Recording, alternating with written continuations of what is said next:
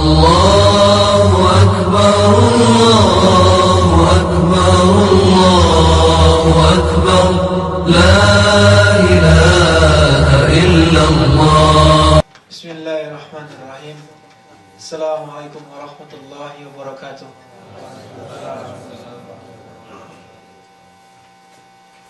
إن الحمد لله نحمده ونستعينه ونستغفره ونعوذ بالله من شرور أنفسنا وسيئات أعمالنا. من يهده الله فلا مضل له ومن يضلل فلا هادي له. وأشهد أن لا إله إلا الله وحده لا شريك له وأشهد أن محمدا عبده ورسوله. يا أيها الذين آمنوا اتقوا الله حق تقاته ولا تموتن إلا وأنتم مسلمون. يا أيها الناس اتقوا ربكم الذي خلقكم من نفس واحدة وخلق منها زوجها وبث منهما رجالا كثيرا ونساء. واتقوا الله الذي تساءلون به والأرحام إن الله كان عليكم رقيبا. يا أيها الذين آمنوا اتقوا الله وقولوا قولا سديدا يصلح لكم أعمالكم ويغفر لكم ذنوبكم ومن يطع الله ورسوله فقد فاز فوزا عظيما. أما بعد فإن أصدق الحديث كتاب الله وخير الهدي هدي محمد صلى الله عليه وسلم وشر الأمور محدثاتها وكل محدثة بدعة وكل بدعة ضلالة وكل ضلالة في النار. أحبتي في الله أكرمني وأكرمكم الله وأرشدني وأرشدكم الله إلى الحق وطريق الصواب.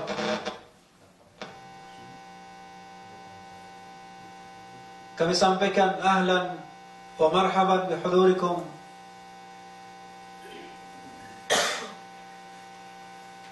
Selamat datang kepada saudara-saudara semua, bapak-bapak dan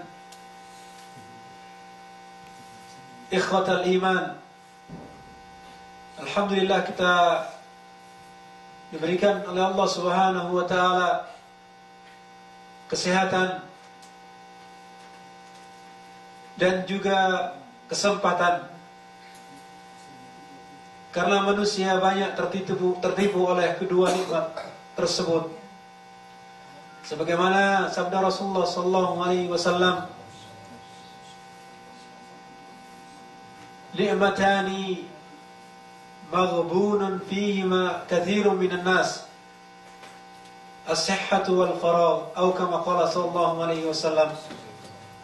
Dua nikmat yang mana kebanyakan manusia tertipu olehnya,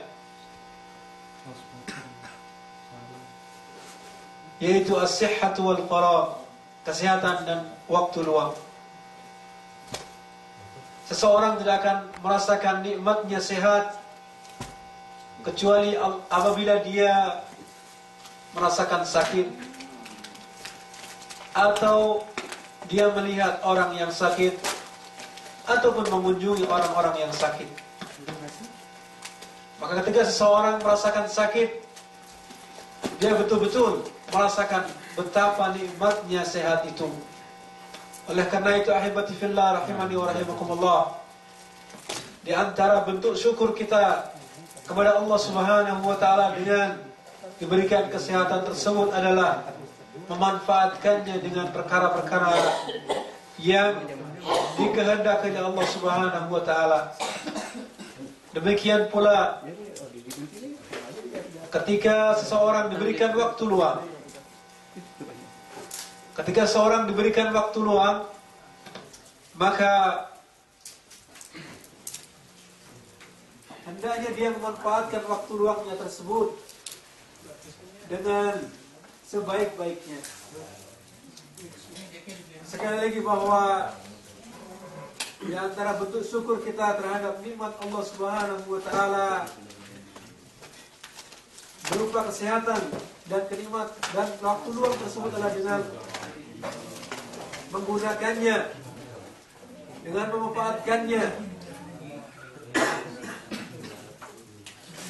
dalam perkara-perkara yang diridhoi dan dicintai oleh Allah Subhanahu wa taala. Dalam acara ini, acara yang insyaallah cukup berbahagia ini, kita bertemu di antara satu dan yang lainnya yang mungkin sebelumnya belum pernah bertemu. Maka hendaknya saling ta'aruf, hendaknya saling mengenal antara yang satu dengan yang lainnya, agar ukhuwah Islamiyah kita, ukhuwah imaniyah kita semakin kuat, semakin erat. Karena ukhuwah Islamiyah, ukhuwah imaniyah adalah lebih dari segalanya dibanding ukhuwah kita terhadap kerabat, ukhuwah kita terhadap tetangga kita. Maka yang pertama kali adalah ukhuwah imaniyah.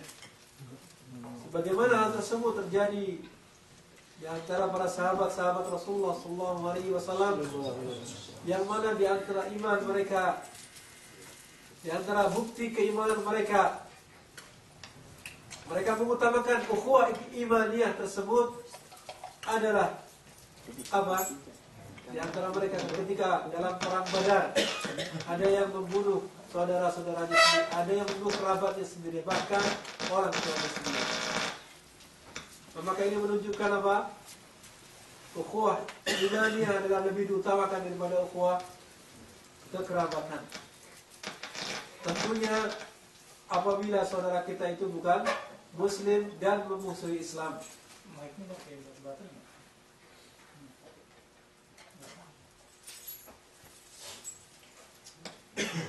Kemudian selanjutnya, hibati fillah rahimani wa rahimakumullah, yang ingin saya sampaikan pada pertemuan yang berbahagia ini adalah sebagaimana yang ditanyakan oleh Mu'adz bin Jabal radhiyallahu anhu kepada Rasulullah sallallahu alaihi wasallam, perkara yang sangat penting bagi kehidupan manusia, perkara yang akan menjadikan manusia itu sukses, ya.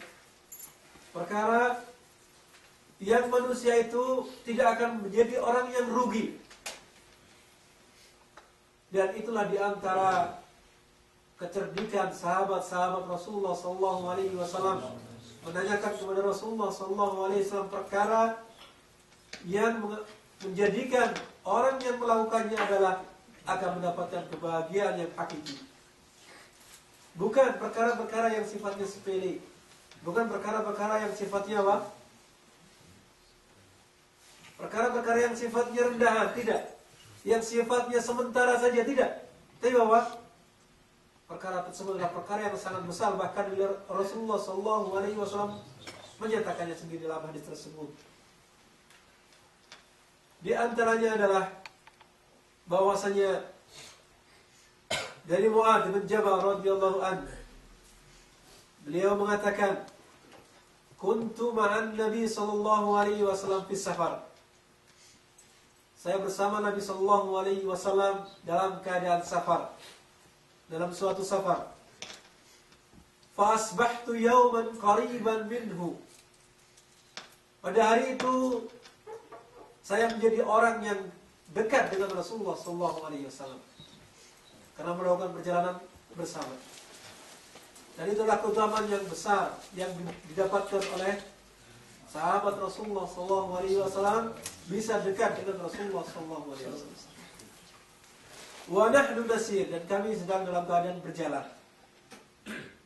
Fakultu, maka saya berkata, bertanya kepada Rasulullah SAW, "Ya Rasulullah, wahai Rasulullah, akhbirni bi'amalin yudkhiluni al-jannah wa yuba'iduni minan nar." Wahai Rasulullah, kabarkan kepadaku satu amalan yang dapat masukkan aku ke dalam surga dan menjauhkan aku dari neraka. Ini adalah perkara yang Masya Allah, perkara yang apabila kita telaah kandungannya, maka di situ adalah perkara yang sangat besar. Saya katakan tadi adalah perkara yang dapat menjadikan seseorang menjadi orang yang sukses. Karena Allah Subhanahu wa taala menyatakan dalam Al-Qur'an, ya, orang yang sukses itu apa? Man zuhziha 'anil nar wa udkhila al-jannah faqad faz. Siapa yang apa? Dijauhkan dari api neraka dan dimasukkan dalam surga adalah apa? Faqad faz, maka dia telah beruntung. Maka di sini pertanyaan orang yang ingin sukses. Dan suksesnya bukan hanya sifatnya sementara, tapi apa? Abadan abidin. Karena seorang yang dimasukkan oleh Allah Subhanahu wa taala dalam surga, khalidina fiha, maka dia akan kekal selamanya.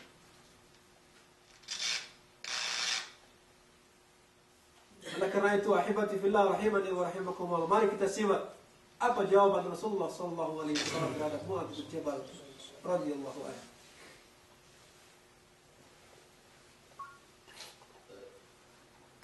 Qal, maka Rasulullah sallallahu alaihi wasallam menjawab, laqad sa'altani an 'adzim. Di sini ungkapan Rasulullah sallallahu alaihi wasallam yang menyatakan tentang pertanyaan Mu'adz bin Jabal adalah perkara yang sangat besar. Engkau telah bertanyaku dengan perkara yang sangat besar, perkara yang besar. Maka apa? Beliau melanjutkan, wa innahu la yasir ala man yassarahu Allahu alaihi.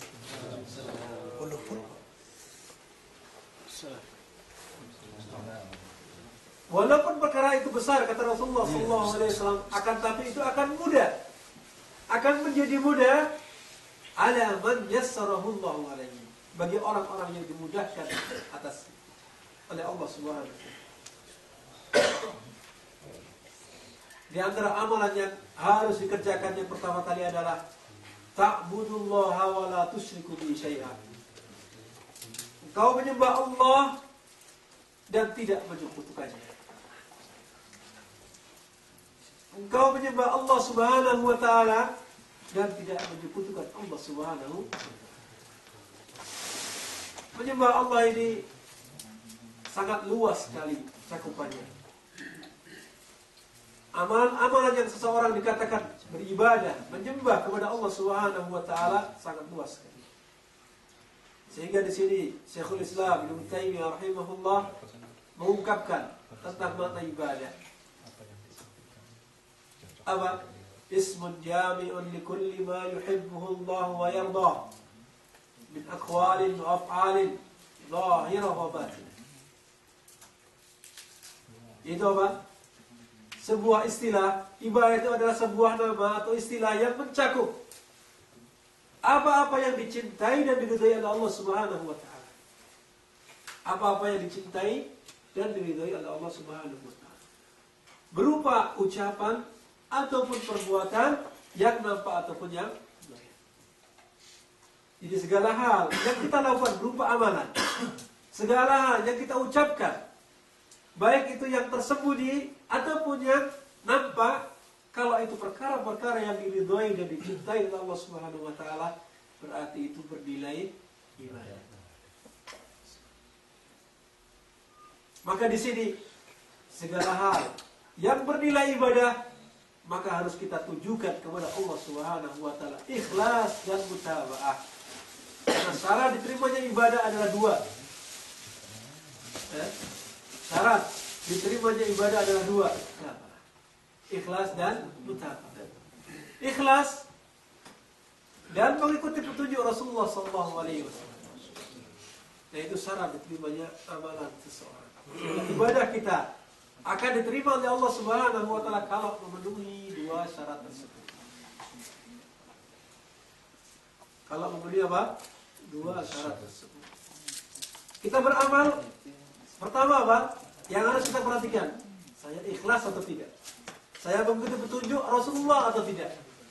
Kalau keduanya sudah terpenuhi, insya Allah amalan kita akan diterima oleh Allah Subhanahu wa taala. Maka di sini ta'budullah itu dengan ibadah. yaitu memenuhi syarat-syarat yang disebutkan tadi. Maka yang disebutkan dalam surat Al-Mulk, ya, Nun, surat Al-Mulk gimana? Tabarakalladzi biyadihil mulku wa huwa ala kulli syai'in qadir. Alladzi khalaqal mauta wal hayata liyabluwakum ayyukum ahsanu amala. Alladzi khalaqalakum, yaitu yang menciptakan kalian. Alladzi khalaqalakum, alladzi khalaqal mauta, yang menciptakan apa? Kematian. Wal hayata, dan kehidupan. Liyabluwakum ayyukum ahsanu amala. Agar apa? Memberikan ujian kepada kalian, menguji kalian, ayyukum ahsanu amala. Mana di antara amalan-amalan kalian yang terbaik. Di sini Allah Subhanahu wa taala tidak menyebutkan yang terbanyak, tapi apa? Terbaik. Nah, para ulama menyebutkan amalan yang terbaik di sini adalah yang memenuhi dua syarat. Yaitu apa? Ya, ikhlas wal mutaba'ah. Ikhlas wal. Kemudian ahibati fillah rahimani wa rahimakumullah, selanjutnya adalah wala tusyriku bihi syai'a. Janganlah kalian menyekutukan atau berbuat syirik. Karena syirik adalah perbuatan yang paling dibenci oleh Allah Subhanahu wa taala. Dan tidak ada perkara-perkara yang merupakan kemungkaran, perkara-perkara keburukan yang dihasilkan di muka bumi ini kecuali apa? Akibat perbuatan syirik.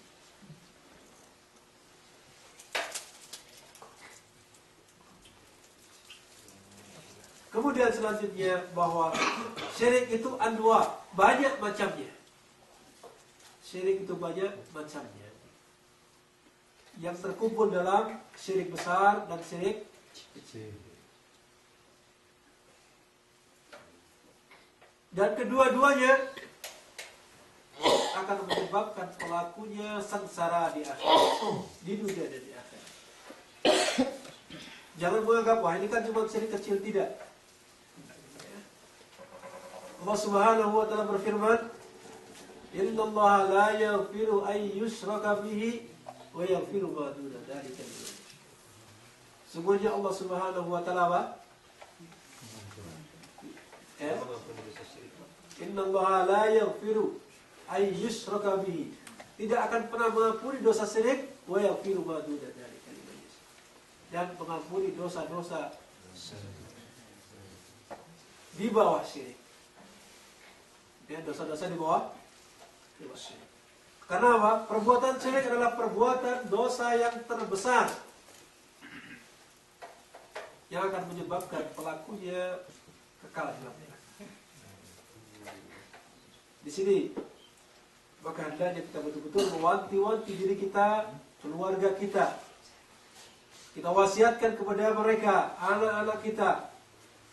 Ya, jangan sampai kita menjerumuskan diri dalam perbuatan syirik. Meminta kepada selain Allah Subhanahu wa taala. Yang betulnya banyak sekali rinciannya tentang contoh-contoh dari perbuatan syirik tersebut. Yang prakteknya antum bisa saksikan betapa banyak di negeri kita. Ya. Yang justru oleh sebagian yang mengaku sebagai ustaz, mengaku sebagai mubalik, ya sorbannya tebal, tapi apa? Mengaku sebagai apa? Ibadah yang sangat dianjurkan. Maka ini adalah apa? Sesuatu yang sangat memprihatinkan. Ahibati fillah rahimani wa rahimakumullah. Selanjutnya adalah wa tuqimus shalah. Mendirikan salat.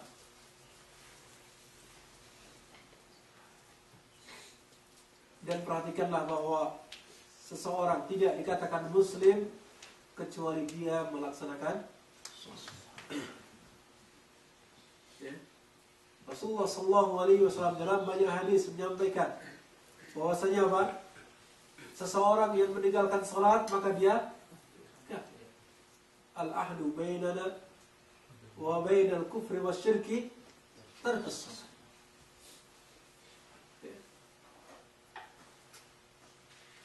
Batasan antara kami dan orang-orang kafir dan syirik adalah apa? Meninggalkan salat. Nah ini perkara yang sangat besar. Kita ketahui salat adalah amalan yang pertama kali akan dihisab oleh Allah Subhanahu wa taala di hari kiamat. Kita tahu bahwa standar ukuran amalan kita diterima di sisi Allah Subhanahu wa taala setelah kita ikhlas wal mutaba'ah adalah dilihat salatnya. Idza saluhat, apabila salatnya baik, maka saluha sa'iru amal, maka dianggap baik seluruh amal. Akan tapi apabila rusak salatnya, maka amalannya tidak dianggap baik. Walaupun dia haji 100 kali atau umrah mungkin setiap seminggu sekali. Karena dekat dengan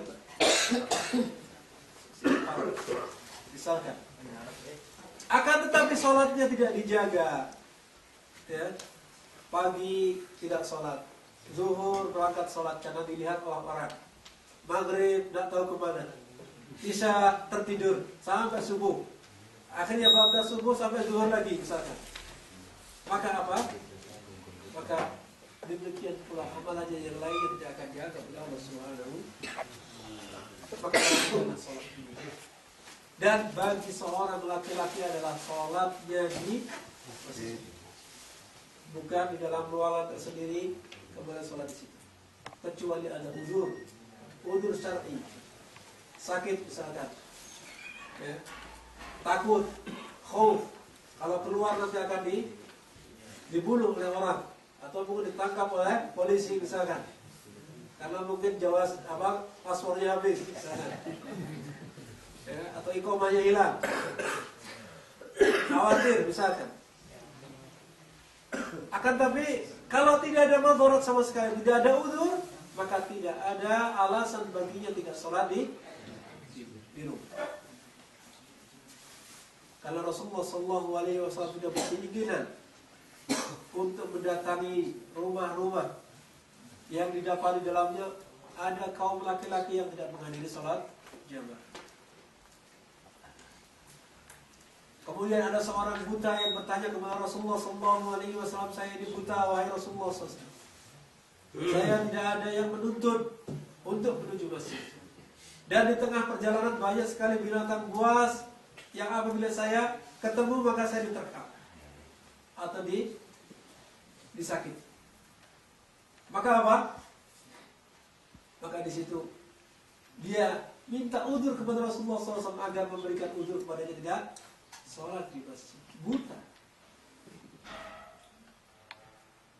Pertama Rasulullah SAW jawab, tidak. Akan tapi setelah dia membalikkan badan, kemudian dipanggil lagi Rasulullah SAW, apakah kau mendengar panggilan azan? Maka dia menjawab, iya saya mendengarnya. Maka fa'ajib, kata Rasulullah SAW. Maka datangilah suara azan.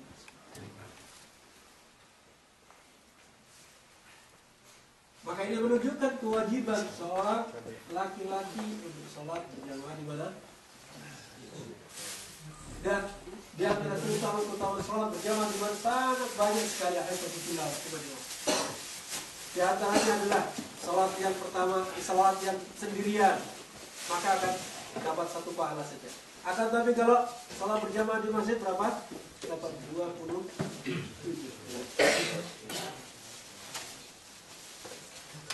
Orang yang menuju masjid untuk melaksanakan sholat berjamaah di masjid, langkah pertama akan diangkat derajatnya, diampuni dosanya.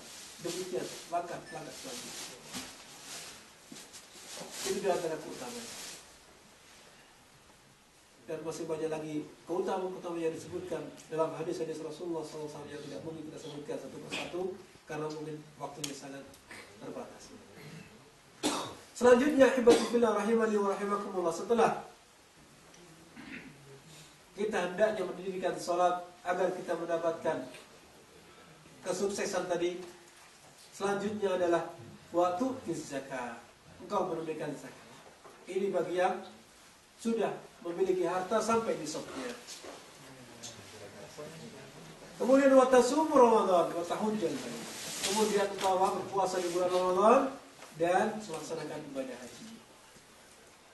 Dan insyaallah mudah-mudahan antum semua sudah melaksanakan haji insyaallah ya. Dan akan melaksanakan haji insyaallah. Karena apa? Alhamdulillah kita sudah berada di dekat ya, di mana kita dimudahkan oleh Allah Subhanahu wa taala untuk bisa melaksanakan ibadah yang agung ini. Kemudian Rasulullah sallallahu alaihi wasallam melanjutkan, "Ala adulluka ala abwabil khair?" Apakah engkau ingin aku tunjukkan? Tidakkah engkau ingin aku tunjukkan pintu-pintu kebaikan? Maka Rasulullah SAW melanjutkan, "As-sawmu junnah." Puasa itu adalah perisai. Ya. Junnah maksudnya apa? Satrun minan nar. Wa minal ma'asi al-muwaddiyah ilaiha.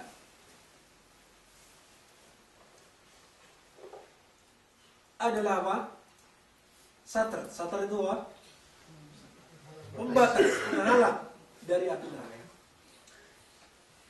Wa minal ma'asi, dan dari perbuatan-perbuatan maksiat yang apa? Yang akan diakibatkan seorang yang tidak berpuasa. Itu pentingnya kita berpuasa. Lebih-lebih antum sekarang jadi sabab semua. Ya, sebagian besar. Jadi bujang lagi. Sementara Rasulullah sallallahu alaihi wasallam ya bersabda, "Ya ma'syaras syabab, man istata'a minkumul ba'ah falyatazawwaj." Insyaallah. Wa illam yastati fa alayhi bisiyam. Fa innahu lahu wija. Ya. Wahai para pemuda, bagi yang mampu di antara kalian al-ba'ah, maka hendaknya menikah. Dan bagi siapa yang tidak mampu, maka apa? Hendaknya dia berpuasa. Nah, ini di sini mengisyaratkan kalau kita jauh dari istri kita supaya kita tidak apa? Tidak pusing, puyeng dan seterusnya, maka apa? Hendaknya banyak-banyak berpuasa. Banyak-banyak berpuasa. Supaya apa? Kata Rasulullah SAW, "Fa'innahu lahu wija." Karena puasa itu adalah apa? Amai, perisai atau junnah tadi. Dalam syarah hadis ini disebutkan dengan lafaz yang mudraj, bahwasanya apa? Makna wija adalah al-ihsa. Apa ihsa itu? Ihsa itu mengkebiri. Jadi seorang kalau berpuasa maka dia dikebiri. Tidak bisa apa? Tidak mampu untuk melakukan hubungan suami istri.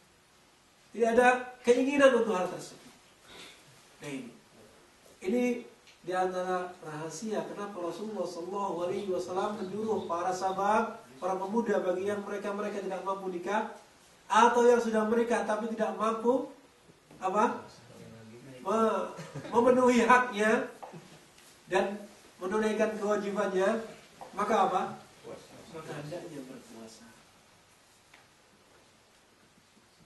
Puasa bisa bervariasi, bisa Senin Kamis, atau puasa mungkin dalam 1 bulan 3 hari, ya. Atau mungkin yang lainnya. Bentuk-bentuk puasa yang dicocokkan oleh Rasulullah Sallallahu Alaihi Wasallam. Kemudian wasadaqatu tu'fil khati'ah. Bahwasanya sedekah, kata Rasulullah SAW, di antara pintu-pintu kebaikan tadi adalah sedekah adalah akan apa? tu'fi'ul khati'ah, akan membunuh atau menghapuskan kekeliruan, kesalahan. Kita yakin kita semua ada kekeliruan, kesalahan sebagai manusia. Karena al-khata' wa nisyan. Manusia itu kan mahallul khata' wa nisyan. Maka banyak-banyaklah bersedekah. Aduh, saya tidak punya uang nih. Bagaimana saya bisa bersedekah?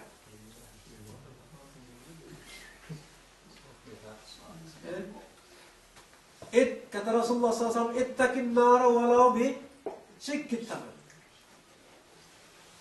Ya. Takutlah kamu terhadap api neraka walaupun hanya dengan separuh kur.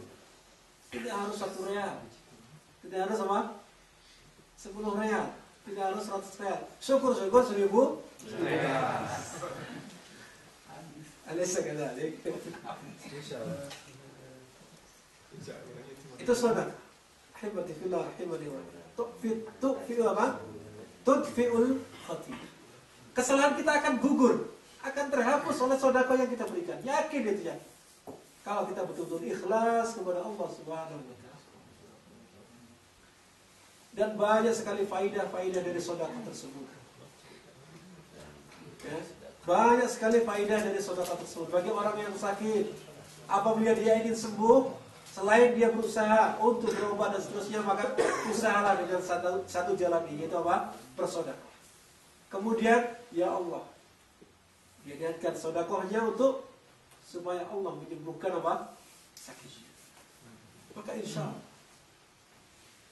bahwasanya apa? Sedekah itu akan menyembuhkan dengan izin Allah Subhanahu wa taala sakit. Kemudian sedekah, ya, di antara faidah yang lain adalah bahwa para malaikat akan senantiasa mendoakan. Ya, setiap hari disebutkan dalam hadis Rasulullah SAW bahwa setiap hari itu ada 2 malaikat. Ada malaikat yang mendoakan apa? Ya, kepada manusia. Allahumma, ya, Allahumma, ya Allah, gantilah orang-orang yang hari ini menginfakkan hartanya. Dan malaikat yang lain mendoakan, ya Allah, ya,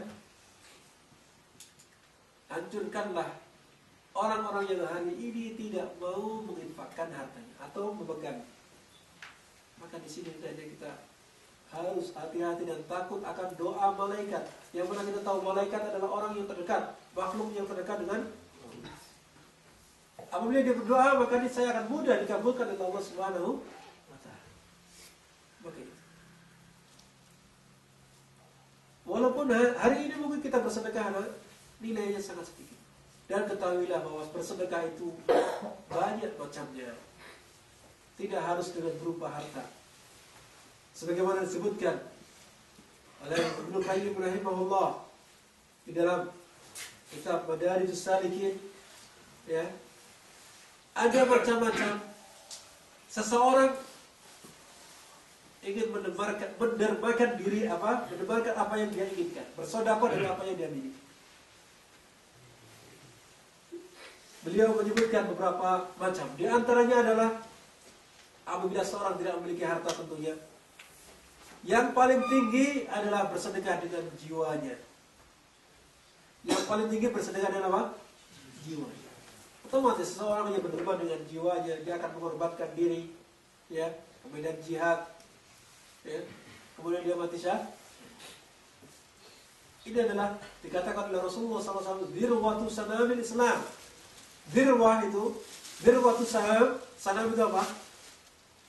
Punuknya unta. Dan diibaratkan jihad ini adalah dalam Islam seperti kedudukannya punuk di dalam di tubuh.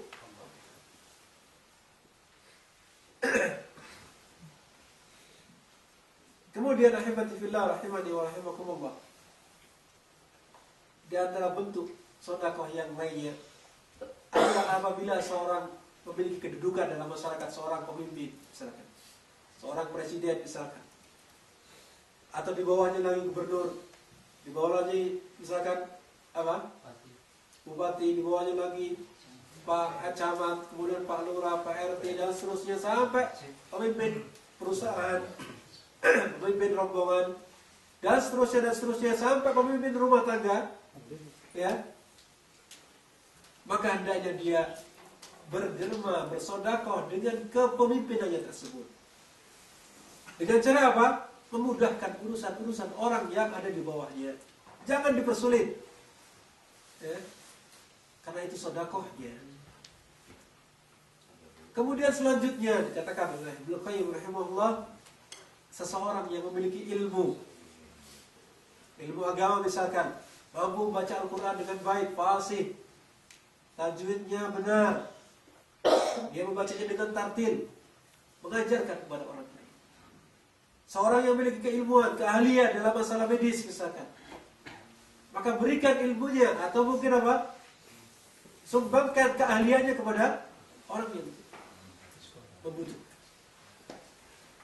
Dan selanjutnya, kalau kita tidak sebagai seorang pemimpin, tidak mampu kita berjihad atau tidak ada waktunya misalkan, karena belum ada apa? Ada suara atau ada perintah buat berjihad misalkan. Selanjutnya misalkan kita bukan sebagai seorang pemimpin. Kita juga tidak mampu membaca Al-Quran dengan benar. Kita tidak mampu mengajarkan kepada orang lain sebuah keahlian. Maka apa? Ada waktu luang bagi kita. Saya punya tenaga. Saya punya waktu luang. Berarti apa sedekahnya dengan memberikan tenaganya tersebut untuk urusan kaum muslimin. Untuk urusan apa? Fisabilillah. Saya bentuk apa? Bentuk sedekahnya adalah saya punya tenaga nih. Apa yang harus saya lakukan untuk membantu ini? Nah itu apabila dia tidak memiliki yang lain. Atau mungkin dia memiliki harta. Dia seorang pemimpin. Tapi dia juga ingin memberikan sedekahnya, waktu luangnya. Dia ingin memberikan sedekahnya, tenaganya yang sisa untuk urusan kaum muslimin. Fabihamani. Maka itu adalah keutamaan yang luar biasa. Akan tapi yang sangat-sangat kebangetan, dia tidak memiliki harta, tidak mau bersedekah. Dia bukan seorang pemimpin sehingga dia bisa ada kesempatan bersedekah dengan kepemimpinannya. Dia banyak waktu luangnya, tapi waktu luangnya untuk tidak untuk urusan kaum muslim. Tenaganya sisa banyak, tapi tidak diberikan untuk membantu saudaranya yang membutuhkan, mengangkatkan barangnya untuk menaikkan ke kendaraan. Ya. Dan seterusnya. Maka hendaknya kita perlu menjaga diri kita agar apa? Tadi sedekah kita sangat akan bernilai pahala di sisi Allah Subhanahu wa taala. Insyaallah. Dan masih banyak lagi yang disebutkan oleh Ibnu Qayyim rahimahullah. Di antaranya urutan yang paling terakhir disebutkan, dia tidak memiliki harta, dia bukan pemimpin, dia tidak memiliki ilmu, dia tidak memiliki waktu luang, dia tidak memiliki tenaga, dia tidak memiliki itu dan itu. Maka apa sedekahnya? Sedekahnya adalah dia tidak iri dengan harta yang diberikan kepada orang lain. Dia tidak iri, tidak kepingin terhadap apa yang diberikan oleh Allah Subhanahu wa taala berupa ilmu.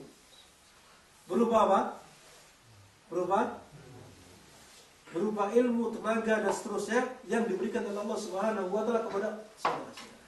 Dia tidak iri, hasad. Tapi bukan ghibthah.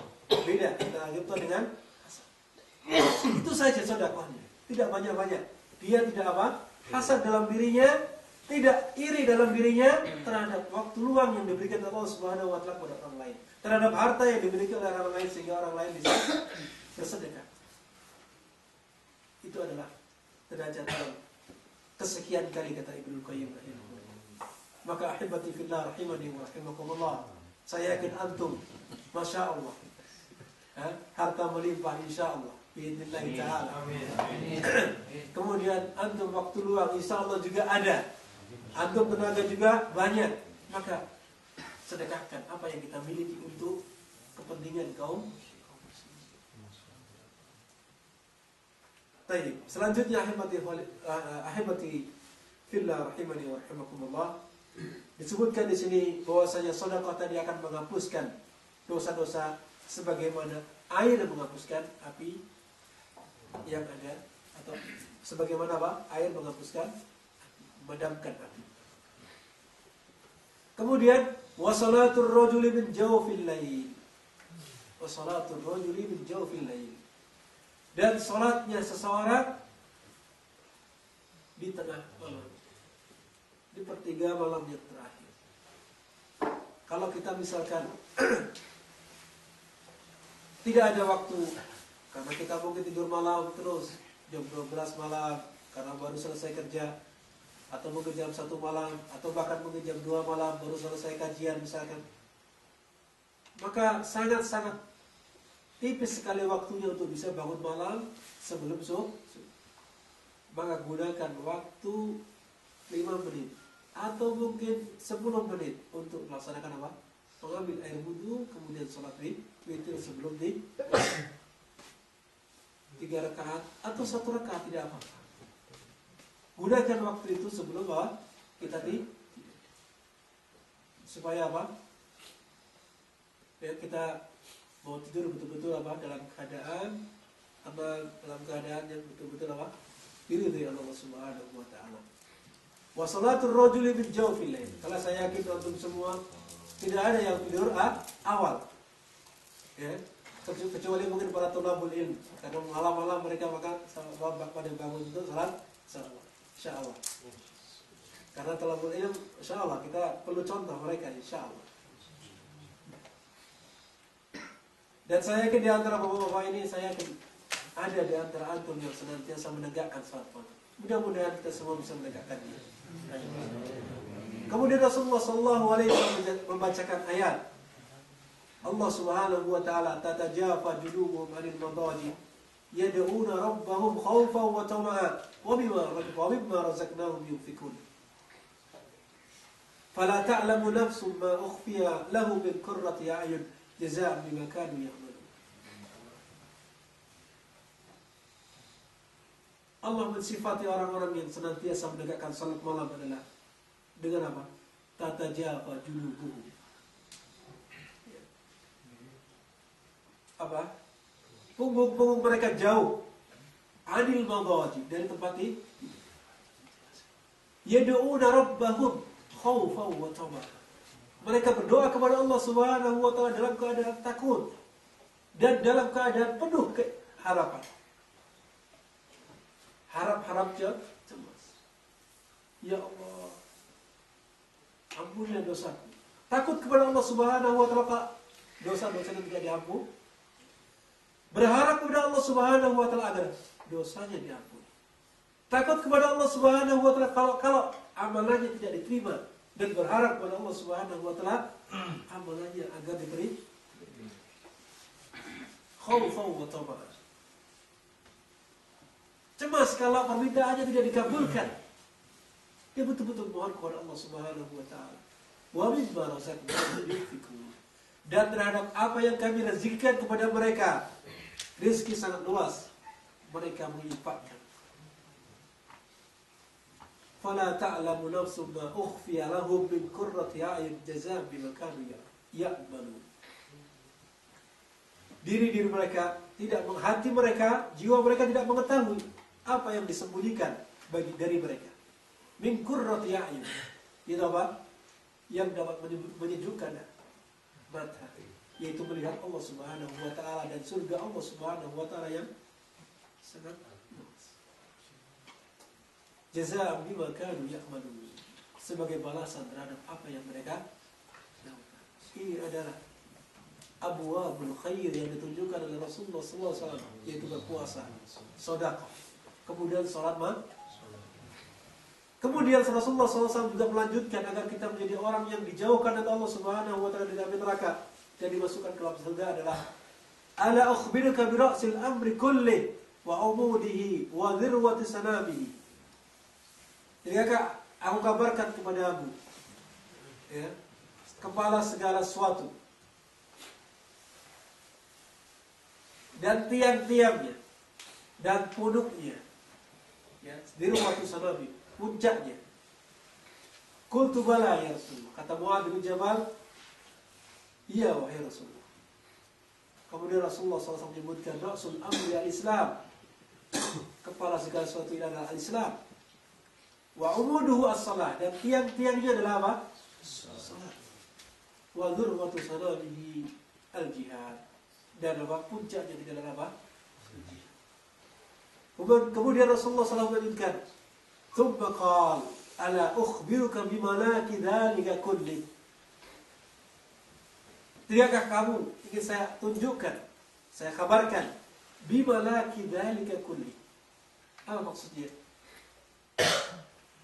Yaitu bima bihi yamliku al-insan dhalika kulli. Ala ukhbiruka bimalaki dhalika kulli. Apakah engkau tidak ingin saya kabarkan terhadap apa yang engkau akan mendapatkan semuanya itu sebagai gantinya? Qultu bala ya Nabi Allah. Mu'adz bin Jabal mengatakan, iya wahai Nabi Allah. Artinya Rasulullah SAW ingin mengabarkan terhadap sesuatu yang dapat menjadikan semuanya itu apa? Dia miliki. Kemudian Rasulullah SAW melanjutkan, fa'akhadha bilisanihi qal. Kemudian Rasulullah SAW mengambil lisannya, kuffa 'alaika hadha. Tahanlah, jagalah lisanmu ini. Jagalah lisanmu ini dari apa? Dari afatul lisan, penyakit-penyakit yang disebabkan oleh lisan. Menghibah, ya, mengadu domba, berkata dusta, bersaksi palsu, ya, dan seterusnya dari afatul lisan. Yang paling penting diantaranya adalah kita ghibah kepada orang lain. Ini sangat-sangat berbahaya sekali. Karena Allah Subhanahu wa Ta'ala mengibaratkan seorang yang menghibah saudaranya Muslim adalah apa? Seperti dia makan bangkainya.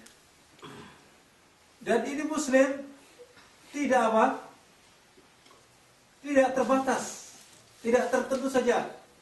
Muslim saudaraku, maka saya tidak boleh ghibah antara se-Indonesia saja. Tidak begitu. Baik itu Muslim yang dari Bengali, Muslim dari Pakistani, Muslim dari apa? Majikan dari semuanya masuk dalam kategori telah Muslim. Selama mereka Muslim, maka kuffa 'alaika hada. Jaga lisan kita. Apapun yang mereka lakukan terhadap keburukan yang kita tahu, aib-aib mereka, maka jaga lisan kita. Kecuali perkara tersebut kita angkat ke mana? Ke qadhi atau ke mahkamah. Baru kita sampaikan, ya, yang menyebabkan kita seperti didolimi. Kita sampaikan dalam rangka apa? Supaya dia dihukumi. Akan tapi kalau hanya untuk mengkhabarkan yang tidak ada faedahnya bagi dirinya ataupun bagi orang lain, maka jaga. Jangan sampai kita mensifati si fulan begini dan begitu. Lebih-lebih majikan kita. Dia yang membantu kita, mengkafili kita, bertanggung jawab dengan kita diberikan gaji dan seterusnya, kita bekerja kepadanya. Jangan sampai kita menyakiti hatinya, walaupun dia tidak mendengar. Kalau dia paham bahasa antum akan diusir secara langsung. Misalkan antum mengucapkan kalimat yang tidak baik, maka mulai sekarang, ya, jangan sampai kita mudah mengucapkan ucapan-ucapan yang akan membuat diri kita celaka. Karena apa? Ucapan yang kita lakukan nanti akan ditampakkan lagi di Allah Subhanahu wa Ta'ala dan akan dibalas oleh Allah Subhanahu. Maka jangan sekali-kali kita mudah mengucapkan ucapan-ucapan yang akan menyebabkan celaka bagi diri kita sendiri. Kemudian akhir hadis, insyaallah kita mengakhiri pertemuan kita, disebutkan faqultu ya Nabi Allah wa inna la mu'akhaduna bima natakallam. Saya bertanya, wahai Nabi Allah, apa kita akan dihukum, akan diazab dengan apa yang kita ucapkan? Kemudian Rasulullah SAW menjawab, "Sakilatka ummuka." Kata sakilatka ummuka di sini maksudnya bukan celaan kepada dia, bukan doa yang buruk bagi Mu'adz bin Jabal, tapi apa? Itu adalah merupakan bentuk keheranan Rasulullah SAW terhadap Mu'adz akan apa? Kealpaannya, kelupaannya tersebut. Bahwasanya perkara lisan adalah perkara yang sangat besar. Wa hal yakubbun nas fin nari ala wujuhihim aw ala manakhirihim illa hasaidu alsinatihim. Ya. Tidakkah manusia itu diterungkupkan wajah-wajah mereka dalam neraka? Tidak lain adalah hasil dari apa? Akibat lisan mereka. Ini diantara wasiat Rasulullah SAW yang hendaknya kita praktekkan dalam kehidupan sehari-hari. Dan mudah-mudahan apabila kita mempraktekkan, Allah Subhanahu wa Ta'ala akan memasukkan kita ke dalam surga dan akan menjauhkan kita dari api neraka, dan kita menjadi orang-orang yang paling sukses insyaallah. Nah, itu saja yang dapat saya sampaikan. Mudah-mudahan ini tidak terlalu panjang, mudah-mudahan insyaallah ya. Dan apabila terdapat keliruan, itu adalah datangnya dari diri saya dan dari syaitan, yang mana Allah dan Rasulnya berlepas diri dari hal tersebut. Dan apabila ada kebaikan dan kebenaran, maka itu datangnya dari Allah Subhanahu wa Ta'ala dan Rasulnya, dan kewajiban bagi kita adalah sebagai seorang muslim dan yang beriman untuk mempraktekannya dalam kehidupan kita sehari-hari. Wa akhiru da'wana alhamdulillahirabbil alamin. Subhanakallahumma wa bihamdika asyhadu an la ilaha illa anta astaghfiruka wa atubu ilaik. Assalamualaikum warahmatullahi wabarakatuh.